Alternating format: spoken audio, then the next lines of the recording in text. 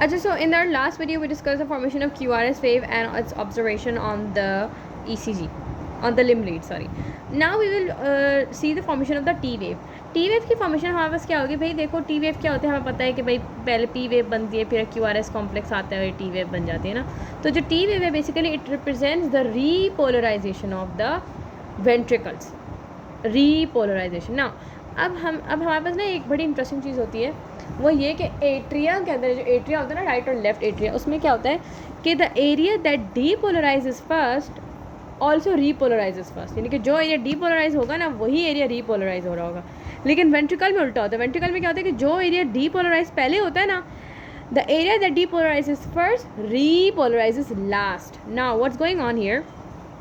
हमने यहाँ से पढ़ी थी डीपोलराइज यहाँ से स्टार्ट हो रही थी और यूँ करके जो है ना ऐसे जा रही थी, स्प्रेड हो रही थी. बट यहाँ पे क्या हो रहा है भाई? डीपोलराइजेशन यहाँ से स्टार्ट हुई तो रीपोलराइज भी इसी को होना चाहिए था ना. लेकिन भाई ये तो ये हो रहा है. ठीक है, तो ये हमारे पास काम होता है हाँ वेंट्रिकल्स में कि जो एरिया डीपोलराइज पहले होता है ना, वो लास्ट में रीपोलराइज. अगर हम देखें यहाँ पे जो डार्क एरिया ना, वो डीपोलराइज एरिया को शो कर रहा है. तो देखें तो एंड में जाके ये जो है ना माशाल्लाह से सफ़ेद हो पाया बेचारा ना. ठीक है, तो ये हमारे पास कहानी होती है. इसी वजह से जो हमारे पास टी वेव होते हैं ना, असूलन. अच्छा हाँ, अब हमने ये भी पढ़ा था पहले कि डीपोलराइज जो वेक्टर होता है उसकी डायरेक्शन डीपोलराइजेशन से रीपोलराइजेशन की तरफ होती है.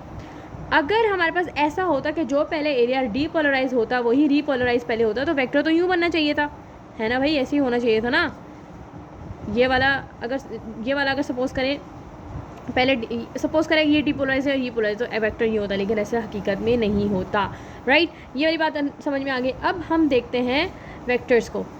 तो बेसिकली बताने का मकसद मेरा ये है कि अब एक सवाल आ सकता है इंसान के जहन में, भाई डीपोलराइजेशन यूँ है तो रीपोलराइजेशन भी ऐसे इलेक्ट्रिक लाइन के ऊपर ही क्यों बनती है? जब डीपोलराइजेशन है तो रीपोलराइजेशन भी ऐसे क्यों बनती है? तो उसकी वजह ये है कि भैया ये कहानी होती है यहाँ पे. ठीक है, अच्छा ये हो गई बात. अब भाई यहाँ पे क्या हो रहा है? ये वेक्टर आया, वही कहानी जो हम पिछले करते हुए आए हैं, सॉरी वही कहानी जो पीछे करते हुए आए हैं, वही जो है ना यहाँ पे होगी कि वेक्टर बनाया, उसके परपेंडिकुलर बनाए और जी कैलकुलेट कर लिया, फिर ग्राफ प्लॉट हो गए. इस वाले में क्या हो रहा है कि वेक्टर आया, ठीक है, अब ये वाला एरिया डीपोलराइज हो चुका है, वेक्टर बना दिया हमने. फिर थोड़ी देर बाद इतना एरिया डीपोलराइज हो चुका है, फिर वेक्टर बनाया हमने. वेक्टर की डायरेक्शन देखेंगे बेसिकली हम, डायरेक्शन क्या बता दें ना. अब पहले तो ऊपर चलेंगे, यहाँ पे क्या हो रहा है? नीचे आना शुरू हो गया. क्यों भाई, क्यों नीचे आ रहा है? ठीक है, अब चूँकि ना यहाँ तक तो भाई बहुत ज़्यादा, अगर यहाँ पे देखो तो यहाँ पे तो बहुत ज़्यादा डीपोलराइज एरिया था ना, तो वेक्टर स्ट्रॉन्ग था. यहाँ पे देखो इतना तो छोटा सा ही नहीं रहेगा डीपोलराइज, तो फिर ना ये वापस आने लग जाएगा. ठीक है, ये एकदम वापस आते ही ये पूरी टी वेव बन गई है हमारे पास. ये तो बहुत ही हलवा किस्म की चीज़ थी. ठीक है, उसके बाद अगर हम बात करें पी वेव क्या है जी? हमें पता है डीपोलराइजेशन ऑफ द एट्रिया, उसमें भी यही होगा. अब देखो, अब यहाँ पे ना वो वाली, यहाँ पे क्या होगा कि जो एरिया डीपोलराइज पहले होगा ना, वही रीपोलराइज भी पहले होगा. यहाँ पे वैसे अच्छी डायग्राम है, इन्होंने यहाँ पे बड़ा अच्छा दिखाया हुआ है कि भाई ये जो डीपोलराइज एरिया था ना, वो बाहर से, अंदर से तो पॉजिटिव है चूँकि डीपोलराइज हो चुका है, लेकिन बाहर से क्या नेगेटिव है. Same goes for this. ठीक है, इसमें वेक्टर की डायरेक्शन ये आ गई, तो ये इन्होंने पी वेव बना दी. ये तो इन्होंने बहुत आसानी से समझ में आ जाएगा. आई होप सो अगर पिछली वीडियोज़ में समझ में आ गया तो ये भी समझ में आ जाएगा. अच्छा, फिर एट्रियल रीपोलराइजेशन भी तो होगी ना, एट्रिया की भी तो टी वेव होगी ना. तो वो नहीं, अब देखो जो वेंट्रिकल की टी वेव थी ना, वो ऊपर की तरफ बन रही थी. देखो ऊपर की तरफ बन रही है ना. लेकिन अगर हम यहाँ पे देखें टी वेव की कैसे बनी, टी वेव की तो भाई नीचे बन रही है. क्यों बन रही है? अंडरस्टूड सी बात है कि यहाँ पे जो एरिया पहले डीपोलराइज होता है वही पहले ही रीपोलराइज होगा, तो भाई डायरेक्शन ये बन जाएगी. ठीक है, आई होप सो ये बात समझ में आ गई होगी. ठीक है, अच्छा आगे ना इन्होंने एक चीज़ मैंशन की हुई है, QRST एंड टी वेक्टर कार्डियोग्राम्स.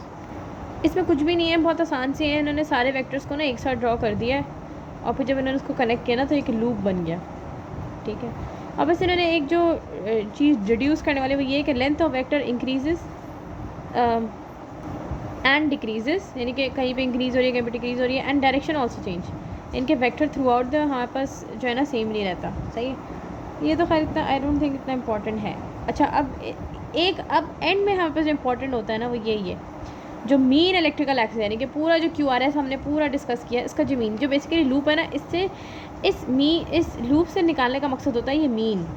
यानी कि जो पूरा अगर हम एक एवरेज निकालें QRS कॉम्प्लेक्स का, जो एक एवरेज एक ऐसा वेक्टर जो कि इस पूरे QRS को समराइज़ कर सके, वो वेक्टर ये रहा, उसका एंगल होता है 59 डिग्री। ये तो रटा होना चाहिए भाई कि भाई मीन इलेक्ट्रिकल एक्सिस क्या होता है, यानी कि इसको हम मीन QRS वेक्टर भी कहते हैं, ठीक है, इसको मीन QRS वेक्टर भी कहते हैं, ठीक है। और ये 59 डिग्री।